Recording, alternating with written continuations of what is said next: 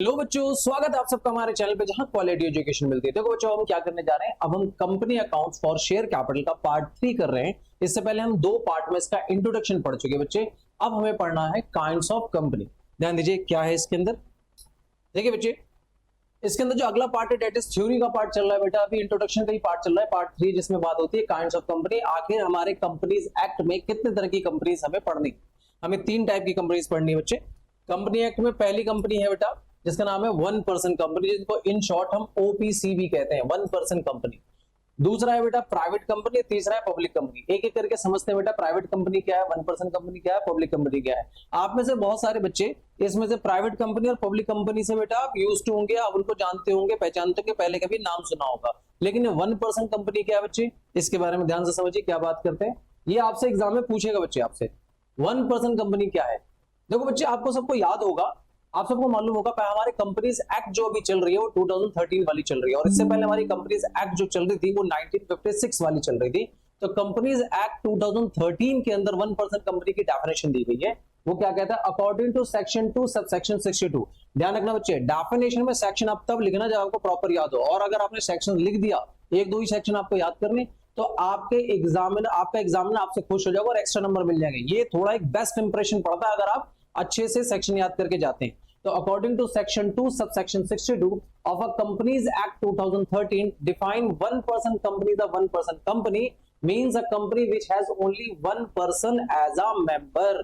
ठीक है, 1 person company किसको कहते हैं, उस कंपनी को कहते हैं जिसके अंदर सिर्फ एक ही मेंबर होता है। इसके अंदर कुछ और इसकी बेसिक बातें होती है जो यहाँ पे मेंशन नहीं की गई है। डेट इन वो पर्सन जो होना चाहिए वो इंडियन रेसिडेंट होना चाहिए, उसकी सिटीजनशिप जो होनी चाहिए वो इंडियन होनी चाहिए, वो इंडियन व्यक्ति होना चाहिए। ठीक है बच्चे, इसके अंदर कुछ बातें और समझ लीजिए। सबसे पहला, वो एक देश का इंडियन होना चाहिए, कोई फॉरेनर व्यक्ति नहीं होना चाहिए। साथ ही साथ वो एक नेचुरल पर्सन होना चाहिए। नेचुरल पर्सन का क्या मतलब है बच्चे, आर्टिफिशियल पर्सन नहीं होना चाहिए। बिकॉज आपको मालूम है company is an artificial person, यानी हम किसी XYZ लिमिटेड कंपनी को 1 पर्सन कंपनी नहीं बना सकते। 1 पर्सन कंपनी में एक व्यक्ति होना चाहिए, वो भी नेचुरल पर्सन होना चाहिए, मानव होना चाहिए, वो व्यक्ति होना चाहिए। ठीक है, कोई, क्योंकि पर्सन की डेफिनेशन बहुत सारी है, कंपनी को भी हम पर्सन कहते हैं, आर्टिफिशियल पर्सन, तो वो व्यक्ति नहीं होना चाहिए इसके अंदर। तो एक तो वो इंडियन होना चाहिए, ऊपर से वो क्या होना चाहिए, नेचुरल पर्सन होना चाहिए, तो वो 1 पर्सन कंपनी जनरेट कर सकता है। आगे हम इसके और डेफिनेशंस पढ़ेंगे, इसके बारे में और ब्रीफली पढ़ेंगे बेटा। और कुछ बातें हैं इसके अंदर।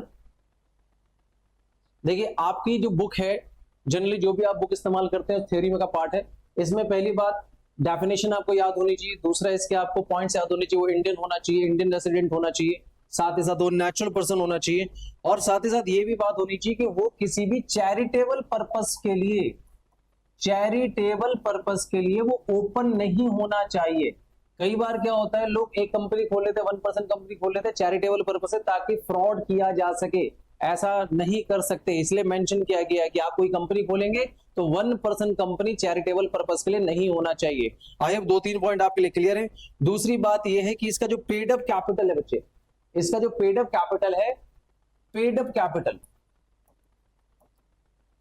कैपिटल जो होना चाहिए वो नॉट मोर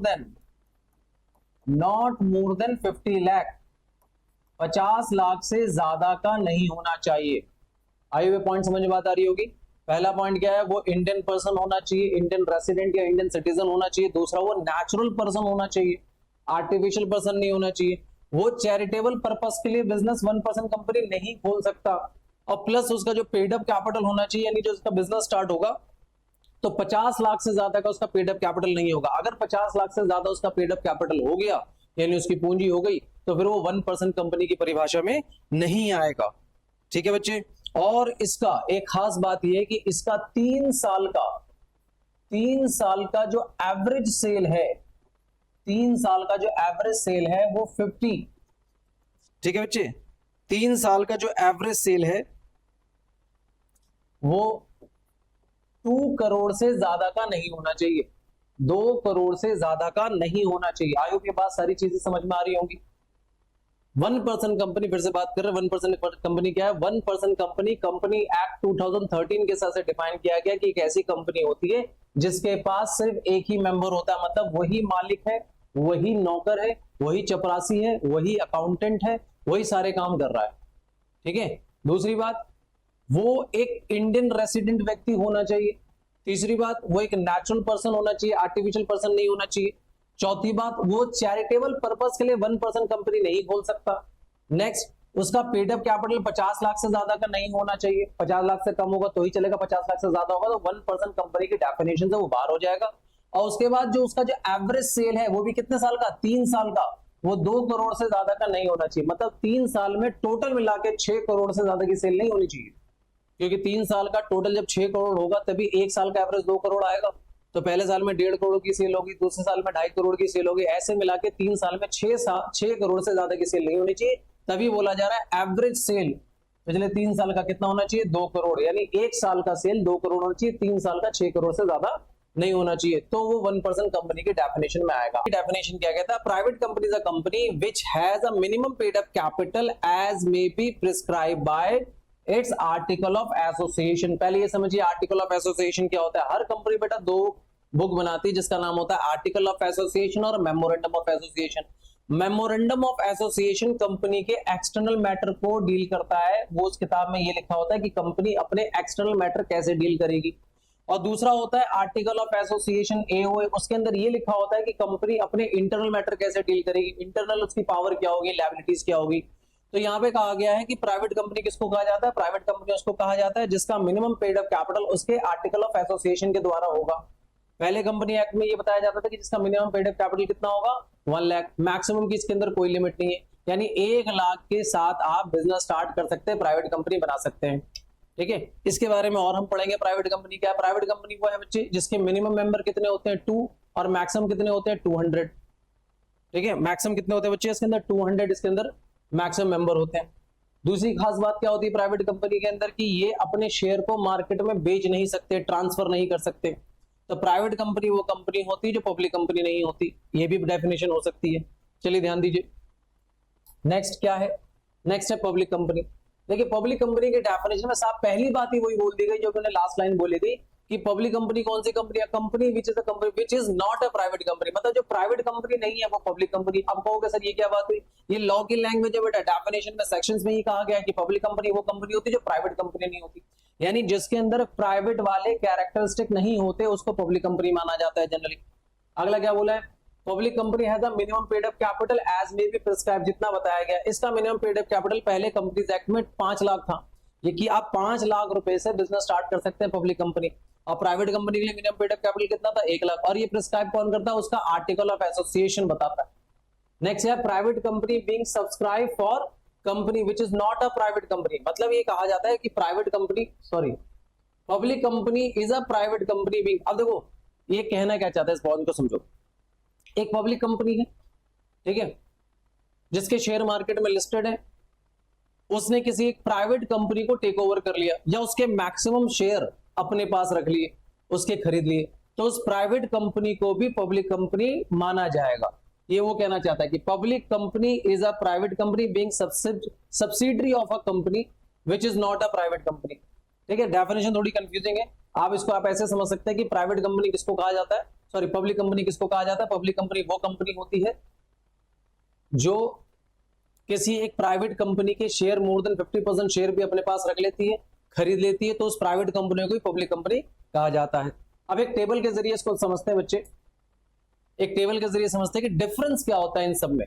ध्यान से देखिए, ये सिंपल बात कर रहे हैं कि difference among the 1% company, private company and public company, इनमें डिफरेंस क्या है। सबसे पहला डिफरेंस क्या है 1% कंपनी में, कि इसके मिनिमम और मैक्सिमम सिर्फ एक ही मेंबर होता है 1% कंपनी में। मिनिमम और मैक्सिमम कितने परसेंट होते हैं, एक ही पर्सन होता है इसके अंदर।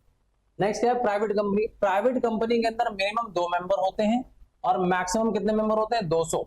इस बात को समझिए बच्चे, मिनिमम कितने मेंबर होते हैं, 2, और मैक्सिमम कितने होते हैं, 200। और पब्लिक कंपनी में क्या होता है, मिनिमम 7 मेंबर होता है, मैक्सिमम की कोई लिमिट नहीं होती। यही बेसिक डिफरेंस आपको समझना है। 1% कंपनी में मिनिमम मेंबर कितने होते हैं, 1, और मैक्सिमम भी कितना होता है, 1।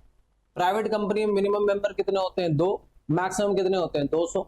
पब्लिक कंपनी में मिनिमम मेंबर होते हैं 7 और मैक्सिमम की कोई लिमिट नहीं होती। इसके अंदर अनलिमिटेड लोग इसके मेंबर बन सकते हैं। कैसे, जब पब्लिक कंपनी जब शेयर इश्यू करती है तो शेयर होल्डर की कोई फिक्स मात्रा नहीं होती कि शेयर होल्डर कितने होंगे। शेयर होल्डर लाखों की तादाद में हो सकते हैं, तो जितने ज्यादा शेयर होल्डर होंगे कंपनी को, सब कंपनी के मेंबर है, इसलिए कहा जाता है कि पब्लिक कंपनी के मैक्सिमम मेंबर की कोई लिमिट नहीं होती। प्राइवेट कंपनी की लिमिट होती 200 से ज्यादा नहीं हो सकते। आगे बढ़ते हैं हम ट्रांसफर ऑफ शेयर पर। ट्रांसफर ऑफ शेयर क्या कहता है बच्चे? ट्रांसफर ऑफ शेयर कहता है कि जो 1% कंपनी होती है बेटा, उस पर तो ट्रांसफर ऑफ शेयर वाला मामला बनता ही नहीं, एप्लीकेबल ही नहीं होता, बिकॉज उसके अंदर एक ही मेंबर होते हैं। तो जब एक मेंबर होगा तो अपना शेयर किसको ट्रांसफर करेगा? ठीक है, 1% कंपनी होती है, इसमें ये बात एप्लीकेबल ही नहीं होती। ठीक है, प्राइवेट कंपनी के अंदर क्या होता है? आर्टिकल ऑफ एसोसिएशन, जो भी मैंने लास्ट थोड़ी देर पहले बने आपको बताया कि दो, उसके अंदर एक आर्टिकल ऑफ एसोसिएशन होता है और एक मेमोरेंडम ऑफ एसोसिएशन होता है, एमओए और एओए। एमओए जो मेमोरेंडम ऑफ एसोसिएशन है वो कंपनी के एक्सटर्नल, कंपनी के एक्सटर्नल मैटर को डील करता है, और आर्टिकल ऑफ एसोसिएशन जो है वो कंपनी के इंटरनल मैटर को डील करता है। तो इंटरनल मैटर के अंदर साफ कहा गया है कि कंपनी के अंदर शेयर ट्रांसफर करना रिस्ट्रिक्टेड है, प्रॉपर तरीके से रिस्ट्रिक्टेड है, मना करता है कि रिस्ट्रिक्शन है इसके अंदर, वो ट्रांसफर नहीं कर सकता। अगर उसने शेयर किसी को ट्रांसफर किए तो प्राइवेट कंपनी जैसे, प्राइवेट कंपनी वाले फीचर्स नहीं रहेंगे, पब्लिक कंपनी जैसे फीचर्स आ जाएंगे। उसके बाद है बेटा, पब्लिक कंपनी में transfer of share is usually without any restriction. हम ट्रांसफर कर सकते हैं पब्लिक शेयर, पब्लिक कंपनी में शेयर ट्रांसफर किया जा सकता है बिना किसी रिस्ट्रिक्शन के, यानी पब्लिक कंपनी के अंदर शेयर ट्रांसफर करने की पूरी परमिशन होती है। तो 1% कंपनी में शेयर ट्रांसफर होते ही नहीं, इसे एप्लीकेबल ही नहीं होता। प्राइवेट कंपनी में शेयर ट्रांसफर करने में रिस्ट्रिक्शंस होती हैं, और जो पब्लिक कंपनी होती है उसके अंदर शेयर हम विदाउट रिस्ट्रिक्शन ट्रांसफर कर सकते हैं। ठीक है बच्चे, आगे ध्यान दीजिए। इसके बाद अगला पॉइंट क्या है? अगला पॉइंट है बेटा प्रोस्पेक्टस। अब देखिए, जब भी आप किसी कॉलेज या स्कूल में जब एडमिशन लेने जाते हैं तो स्कूल कॉलेज वाले आपको फॉर्म के साथ एक बुक देते हैं जिसको प्रोस्पेक्टस कहा जाता है, जिसके अंदर स्कूल या कॉलेज की बिल्कुल पास्ट इंफॉर्मेशन, पास्ट अचीवमेंट जितनी भी होती है वो सब कुछ उसके अंदर मेंशन होती है, जिससे आप ये डिसाइड कर सकते हैं कि स्कूल में हमें एडमिशन लेना है या नहीं लेना। वैसे ही कंपनी भी शेयर इशू करते समय, बात को ध्यान रखना, शेयर इशू करते समय प्रोस्पेक्टस इशू करती है जिसके अंदर कंपनी की सारी पास्ट अचीवमेंट, किस क्वार्टर में कितना पैसा कमाया, मार्केट में उसकी वैल्यू क्या है, कितने उसके पास एसेट्स हैं, कितने कर्जे हैं, ये सारी बातें इसके अंदर मेंशन करती है। तो ऑब्वियस सी बात है, प्रोस्पेक्टस कौन सी कंपनी इशू करेगी? जिसको शेयर इशू करने की परमिशन है, यानी 1% कंपनी को शेयर इशू करने की परमिशन नहीं है तो इसके अंदर एप्लीकेबल ही नहीं होता। प्राइवेट कंपनी शेयर इशू नहीं करती, इसलिए इसमें प्रोस्पेक्टस को इशू करने की कोई जरूरत ही नहीं है। पब्लिक कंपनी को शेयर इशू करना होता है, और जब पब्लिक कंपनी शेयर इशू करेगी तो उसको प्रोस्पेक्टस इशू करना ही पड़ेगा, ताकि कंपनी की अच्छी बातें प्रोस्पेक्टस के अंदर बता सके। तो क्या बोला जाता है? Prospectus must be issue to invite public for subscription. आई हुई बात समझ में आ रही होगी। शेयर होल्डर को पता होना चाहिए कि कंपनी के इंटरनल मैटर क्या है, वो किससे पता होता है? प्रोस्पेक्टस के अंदर कहा जाता है। नेक्स्ट पॉइंट क्या है, ध्यान दीजिए, सब्सक्रिप्शन फॉर शेयर। अब देखिए, सब्सक्रिप्शन फॉर शेयर का मतलब शेयर के लिए सब्सक्रिप्शन का इन्विटेशन किसको मिलता है? कहता है subscription for share, share can not be offer to public. बताओ 1% कंपनी में शेयर क्या ऑफर किया जाएगा? 1% कंपनी में शेयर ऑफर ही नहीं किया जाएगा। और ना ही प्राइवेट कंपनी में क्या कहता है, share can not be offer to public. तो जब इसमें शेयर को ट्रांसफर करना ही रिस्ट्रिक्टेड है तो ऑफर क्यों किया जाएगा? लेकिन पब्लिक कंपनी में क्या है, share can offer to public, यानी जब कंपनी अपने शेयर को इशू करती है तो वो सबके लिए इशू करती है। कोई एक कंपनी भी दूसरी कंपनी के शेयर खरीद सकती है, एक आम आदमी उस कंपनी का शेयर खरीद सकता है।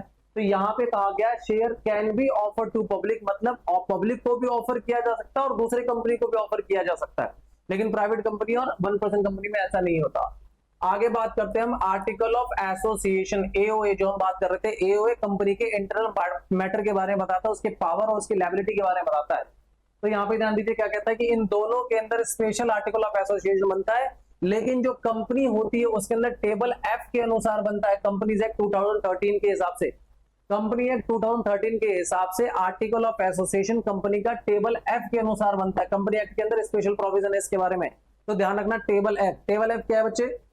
बस एक तरीका है जिसके द्वारा आर्टिकल ऑफ एसोसिएशन बनाया जाता है। आप केवल इतना लिख देना, according to table of companies act 2013 के हिसाब से इसके अंदर आर्टिकल ऑफ एसोसिएशन बनाया जाता है।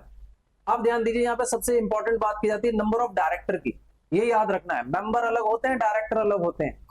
ठीक है, मेंबर मतलब सभी को मिला के, डायरेक्टर, शेयर होल्डर, इन सबको मिला के मेंबर कहा जाता है। लेकिन उसके अंदर डायरेक्टर कितने होंगे? ध्यान रखो, 1% कंपनी में तो एक ही तो व्यक्ति होता है, तो उसमें अंदर डायरेक्टर कितने होंगे? वही एक ही व्यक्ति होगा, यानी जो उसके अंदर मेंबर है वही उसका डायरेक्टर है, एक ही व्यक्ति सब कुछ है उसके अंदर। लेकिन जो प्राइवेट कंपनी है उसके अंदर कहा जाता है कि एटलीस्ट 2 डायरेक्टर होने चाहिए और मैक्सिमम 15 से ज्यादा नहीं होने चाहिए।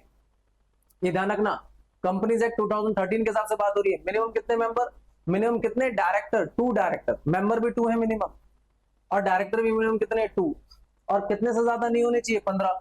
लेकिन अगर आपको याद हो इसके मिनिमम मेंबर कितने थे, इसके मिनिमम मेंबर 2 थे और मैक्सिमम कितने थे 200, यानी इन्हीं लोगों में से एटलीस्ट 2 लोगों को डायरेक्टर बना रहा है और मैक्सिमम कितने लोगों को डायरेक्टर बना सकते हो 15, उससे ज्यादा को नहीं। सेम बात प्राइवेट पब्लिक कंपनी के लिए भी है कि इसके अंदर एटलीस्ट 3 डायरेक्टर होंगे कम से कम। इसके अंदर मिनिमम कितने होंगे 2 डायरेक्टर, इसके अंदर होंगे कम से कम 3 डायरेक्टर और मैक्सिमम कितने होंगे बेटा 15। 15 से ज्यादा इसके अंदर डायरेक्टर नहीं होने चाहिए। सॉरी, इसका मतलब ये तो क्लियर हो गया कि मिनिमम तो सबके बारे में है, लेकिन मैक्सिमम जो कितना है 15-15। 1% कंपनी में एक ही व्यक्ति होता है, तो यही इसका मिनिमम है, यही इसका मैक्सिमम है। अब इसका लास्ट पॉइंट है अलॉटमेंट ऑफ शेयर। अब देखो अलॉटमेंट का मतलब क्या होता है। अलॉटमेंट का मतलब होता है कि कंपनी ने पब्लिक को अलॉट कर दिया शेयर। देखो शेयर जब इश्यू होता है ना, तो कंपनी जो है पहले फॉर्म बांटती है, लोग उस फॉर्म में भर के अपने एप्लीकेशन को जमा कराते हैं कि हमें शेयर चाहिए, हमें शेयर चाहिए। कंपनी किसके फॉर्म को एक्सेप्ट करेगी, किसके ऑफर को एक्सेप्ट करेगी, ये बातें पता चलता है जब अलॉटमेंट का लेटर उनके घर पहुंच जाता है। यानी अलॉटमेंट का मतलब है कि कंपनी द्वारा भी ये तय हो गया कि आपको शेयर मिलेगा। तो पॉइंट समझिए, जब ये कंपनी 1% कंपनी शेयर इशू ही नहीं करती तो अलॉटमेंट की बात तो बिल्कुल नहीं आती, इसलिए कहा गया नॉट एप्लीकेबल। शेयर में भी allot as the director decided. अब क्या है, प्राइवेट कंपनी के अंदर बाहर के लोगों को शेयर नहीं दिया था, शेयर इशू नहीं किया जाता, लेकिन डायरेक्टर डिसाइड कर सकता है आपस में कि किसके पास कितनी पार्टनरशिप का हिस्सा होगा, कितना परसेंटेज होगा शेयर का, लेकिन बेचते नहीं बेटा, ये डायरेक्टर डिसाइड करते हैं किसके पास कितना हिस्सा होगा। प्राइवेट कंपनी रहेगी। लेकिन पब्लिक कंपनी में क्या है, share can be allotted only the minimum subscription has been received. Minimum subscription, अब ये मिनिमम सब्सक्रिप्शन वाली कहानी क्या समझिए। देखिए जब भी कोई company first time share issue करती है, ऑब्वियस सी बात है शेयर इशू तो पब्लिक कंपनी करेगी, तो उसमें एक रूल है कि 90% शेयर बिक जाने चाहिए। ठीक है, तो यहां पे शेयर जब 90% शेयर बिक जाएंगे, फॉर एग्जांपल ऐसे समझिए कि मैंने 10 लाख रुपए के शेयर इशू किए, और जब मैंने शेयर इशू किए तो पब्लिक उस शेयर को एक्सेप्ट करेगी, ऑफर करेगी, फॉर्म भर के देगी कि हमें भी शेयर दे दीजिए। तो 90% शेयर की डिमांड आ जानी चाहिए, लोगों का एप्लीकेशन का पैसा यानी टोकन मनी आ जाना चाहिए, जिससे हम की क्लैरिफाई हो जाए कि 90% लोगों ने शेयर की डिमांड कर ली। तो यहाँ पे हमारा सेबी का रूल ये है कि 90% शेयर बिक जाने चाहिए, उसी को हम कहते हैं मिनिमम सब्सक्रिप्शन। अगर 90% शेयर बिक गए तभी हम लेटर ऑफ अलॉटमेंट देंगे कि हाँ भाई हम भी आपको शेयर देने के लिए तैयार हैं। अब 10 लाख का 90% कितना होता है 9 लाख। अब मानो कि मेरे जो शेयर इशू हुए हैं वो 8.5 लाख के शेयर इशू हुए, 8.5 लाख के शेयर इशू हुए, मैं 10 लाख के शेयर इशू कर रहा था, 8.5 लाख की लोगों ने डिमांड करी, तो मुझे सारा का सारा पैसा वापस करना पड़ जाएगा। हालांकि इन प्रैक्टिकल ऐसा कोई करता नहीं, लोग क्या करते हैं थोड़ा सा दिमाग लगाते हैं और क्या करते हैं कि ब्रोकर को हायर कर लेते हैं और अपना 90% शेयर ब्रोकर के नाम पे ट्रांसफर कर देते हैं, बिकॉज रूल कहता है कि 90% शेयर बिक जाना चाहिए। रूल ये नहीं कहता कि कितने लोगों में बिक जाना चाहिए। तो लोग इससे बचने के लिए, इस रूल को फॉलो करने के लिए अपना सारा का सारा शेयर जो बच जाता है वो ब्रोकर के नाम पे ट्रांसफर कर देते हैं, और ब्रोकर क्या करता है धीरे धीरे उस शेयर को बेचता है और जैसे जैसे पैसे आते हैं वो कंपनी को पहुंचाता रहता है। लेकिन ये रूल तो मेंटेन हो जाता है ना कि 90% शेयर बिक जाने चाहिए, तो उसी बात के लिए ये सारी चीजें की जाती है। तो आई होप आपको बात समझ में आ गई कि यहाँ पे कहता है कि मिनिमम तभी शेयर अलॉट होगा जब मिनिमम सब्सक्रिप्शन हो चुका होगा, 90% शेयर बिक जाएंगे, तभी कंपनी अपनी तरफ से लेटर ऑफ अलॉटमेंट आगे देगी और कहेगी कि हाँ हम भी आपको शेयर दे रहे हैं। आई होप ये चीजें क्लियर होंगी। बाकी आगे वीडियो में भी ये सारी चीजें और दोबारा बार बार रिपीट होंगी। ठीक है बच्चे, यहाँ तक आपके लिए इतना ही था। अभी आपसे नेक्स्ट वीडियो में, इस वीडियो में यहाँ तक इतना ही। मिलते हैं आपसे नेक्स्ट वीडियो में, तब तक मस्त रहिए, स्वस्थ रहिए।